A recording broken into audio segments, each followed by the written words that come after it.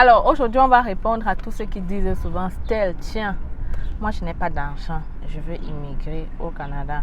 Voyons donc dans quel cas c'est possible ou pas. Tous ces gens-là qui écrivent souvent, Stell, moi je n'ai pas d'argent, fais-moi ceci gratuitement. Moi je n'ai pas d'argent, vraiment je suis pauvre, vraiment je suis ceci, vraiment je suis cela. Stell, vraiment, bref.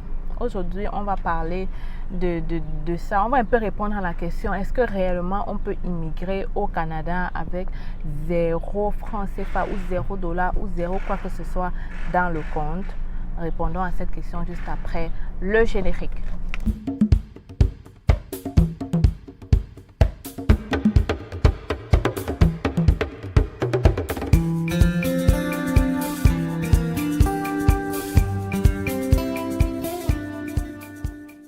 Alors les amis, tout le monde veut immigrer, mais tout le monde ne peut pas immigrer. Il faut qu'on soit clair, ok? Avant de débattre dans ce sujet, laissez-moi me présenter pour les nouveaux. Si c'est la première fois que tu arrives sur la chaîne, c'est facile. Je suis Stell Difac, arrivée au Canada depuis 8 ans. Je suis venue comme étudiante et aujourd'hui, je suis résidente permanente. Donc, j'ai créé la chaîne C'est Facile pour te permettre à toi aussi de réaliser ton rêve canadien. Dans la chaîne, je te montre donc comment trouver de l'emploi au Canada rapidement. On a une formation là-dessus qui te montre comment faire ton CV, comment faire ta lettre, comment te préparer pour une entrevue et enfin te montre la liste de ces employeurs qui recrutent à l'international. On a d'ailleurs un recrutement international qui est en train de se faire au Nouveau-Brunswick. J'ai fait une vidéo là-dessus. Tu auras besoin de ton CV, donc je t'attends derrière la formation. On a aussi une formation pour les étudiants et en ce moment, nous sommes à 50% de rabais, ok? La formation la moins chère qui va te permettre de réaliser ton rêve canadien comme étudiant. Tu comprendras à travers la formation qu'immigrer comme étudiant n'a jamais été aussi facile. Ensemble, je te montre aussi les programmes d'immigration, programmes Entrée Express, programmes des candidats des provinces. Ce sont tous des programmes dont j'ai débattu intégralement dans la chaîne. Prends donc le temps de regarder mes autres vidéos et surtout, n'oublie pas de t'abonner. Smash-moi le bouton rouge qui est là en bas écrit s'abonner. Si tu ne veux plus rien rater sur tout ce qui concerne l'immigration au Canada, tu verras à travers les commentaires que plusieurs personnes, juste en écoutant mes vidéos, sont en train de réaliser leur rêve canadien. Alors, ça peut être toi. N'oublie donc pas de t'abonner, smash le bouton. Alors les amis, vraiment je tiens à répondre à cette question parce que et aussi pour vous dire plusieurs choses. Vous savez, quand on veut immigrer au Canada, même pas au Canada, partout ailleurs, il faut mettre les moyens disponibles pour y arriver. Ce n'est pas en pleurnichant derrière votre canapé que cela va se produire. Ce n'est pas en restant dit « Oh, je ne peux pas, oh, je suis pauvre, oh, je suis orphelin, oh, je suis ceci » que les choses vont se produire. Vous savez, il y a des gens ici au Canada qui viennent des familles très pauvres, très pauvres, dont vous n'avez même pas idée, mais ils ont réussi à immigrer.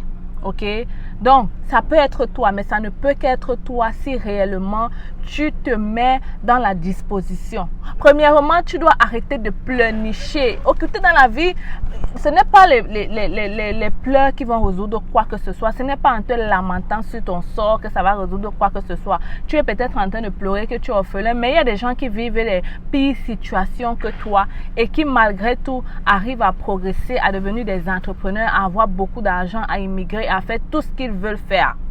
Alors, je veux que tu, en regardant cette vidéo, tu arrêtes d'abord de pleurnicher.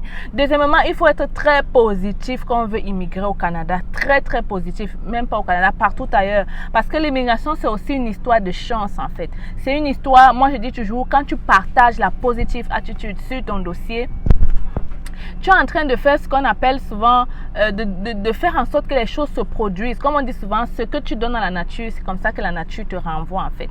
Donc, partage la positive attitude. Crois en ton projet. Crois en ton projet. Dis-toi que c'est possible, tu vas y arriver. N'écoute pas ce que les autres te disent. Les gens disent beaucoup de choses sur l'immigration au Canada. Et d'ailleurs, vous avez compris à travers la chaîne C'est Facile qu'il y a beaucoup trop de gens qui disent du n'importe quoi. Et c'est même pas vrai. Même seulement à travers les commentaires, quand je regarde souvent des commentaires des gens qui certifient des choses, je me dis, mais pourquoi est-ce que tu certifies si tu n'es pas sûr de ce que tu dis? Ne fais pas de ton cas une généralité parce que les choses sont très différentes pour d'autres personnes. Donc ça, c'est la deuxième chose. Partage la positive attitude. Sois confiant que tu vas avoir ce visa canadien et tu vas voir, tu vas l'avoir. La troisième chose que je vais donc te dire, toi, mon frère, toi, ma soeur qui regarde cette vidéo en ce moment et qui a envie d'immigrer au Canada, si tu n'as pas assez de moyens, commence à chercher les moyens. Mon ami, commence à chercher les moyens. Ne pense pas que les choses vont tomber du ciel et que demain Dieu va tout faire. Dieu va balancer. On va baisser les frais d'immigration à $0. Ça n'arrivera jamais. Au contraire, les frais d'immigration continuent d'augmenter de jour en jour. Donc, soit tu prends les dispositions maintenant, soit tu n'immigres, ou alors tu n'immigreras jamais. Ok? Donc, si tu veux immigrer, commence à chercher l'argent. Parce que même s'il y a des programmes, peut-être qu'on ne te demande pas les fonds dans le compte, mais tu as besoin de payer un billet d'avion, n'est-ce pas? Tu as besoin d'arriver, de payer d'abord tes premiers mois, même s'il y a des autres contrats de travail où tu peux discuter avec l'employeur. Mais ce ne serait pas le cas ce ne serait pas possible dans tous les cas. Donc, il faut d'abord te battre de ton côté avant même que le ciel ne t'aide. On dit souvent, aide-toi, le ciel t'aidera. Ne reste pas là à dire que je n'ai pas l'argent, mon père est pauvre, ma mère est pauvre, je suis orphelin, c'est moi qui m'occupe de mes frères, c'est moi qui m'occupe de ceci. Il n'y a pas de problème, si c'est toi qui t'occupes de tes frères et que tu veux que c'est lui qui immigre demain, ok. Il faut savoir faire la part des choses, mon ami. Il faut savoir faire la part des choses. Est-ce qu'en immigrant, tu ne vas pas permettre que tes frères là aient une meilleure vie?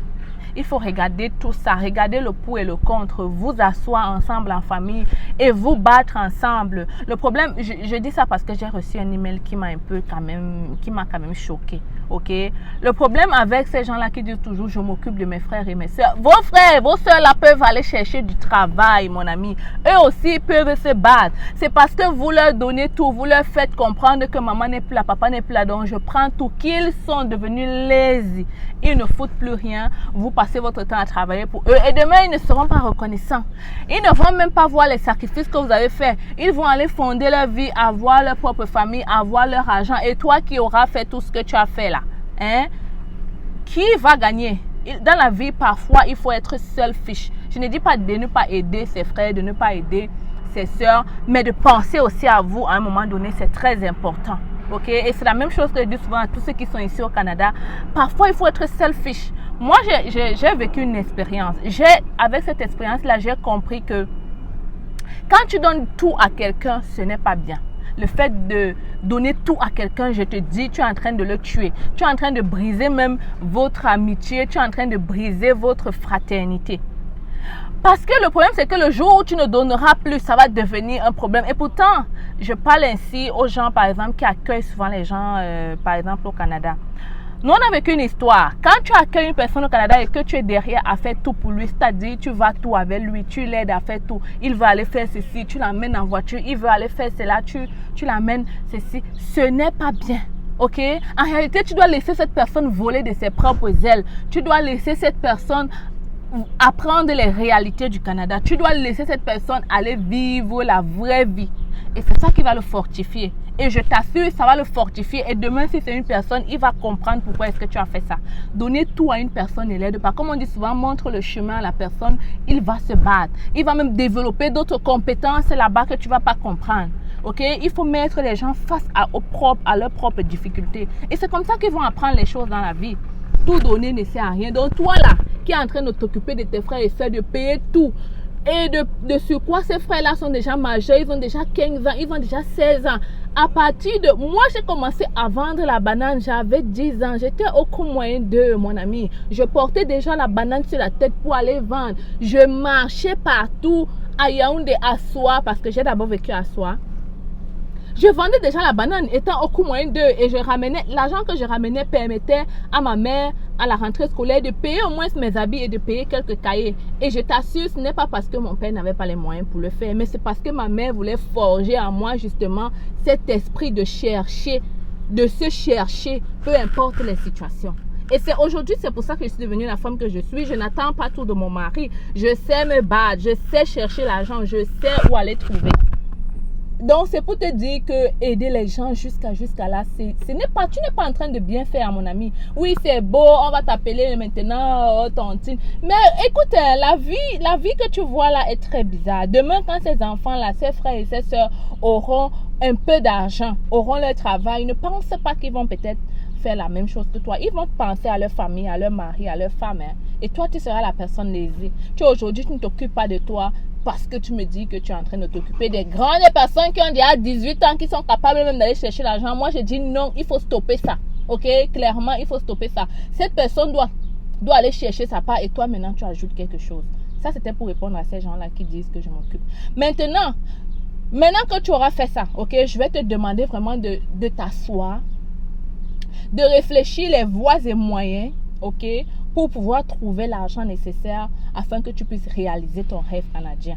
Ok? Et il y a plusieurs voies. Premièrement, tu peux demander appel aux gens de la famille. Que tu veux venir comme étudiant ou comme travailleur, tu peux faire asseoir la famille. Les gens cotisent pour les deuils dans les familles. Les gens cotisent quand les gens sont morts. Les gens peuvent aussi cotiser quand quelqu'un a besoin de lui comme ça. Tu peux trouver tes personnes sûres. Tu les exposes ton projet. Si tu as bien tracé ton projet, ils peuvent comprendre, ils peuvent t'aider, ils peuvent s'associer. On dit souvent que quand vous êtes nombreux dans un projet, ça ne pèse pas. Mais je ne demande pas souvent aux gens d'aller emprunter dans les réunions. Parce que qui dit emprunt dit après, il faut remettre avec des intérêts. Or, un projet d'immigration, ça peut comme ça ne peut pas. Ok? Ça peut comme ça ne peut pas. Et au cas où ça ne peut pas, tu vas encore être plus mal. Moi, je dis plus.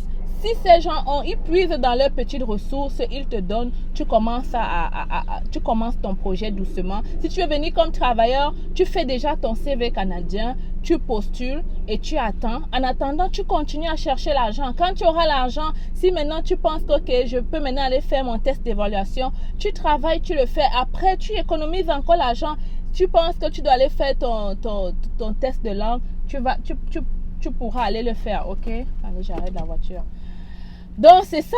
En réalité, il y a des possibilités d'aller chercher l'argent toi-même là, ok? Si maintenant les gens ne veulent pas t'aider, toi-même, tu dois aller te battre. Là-bas au pays, il y a des possibilités d'avoir de l'argent. Il faut juste accepter de faire certains peut-être petits métiers, sous-métiers, d'arrêter d'avoir honte, d'entrer, de chercher l'argent, ensuite de réaliser ton projet, ok?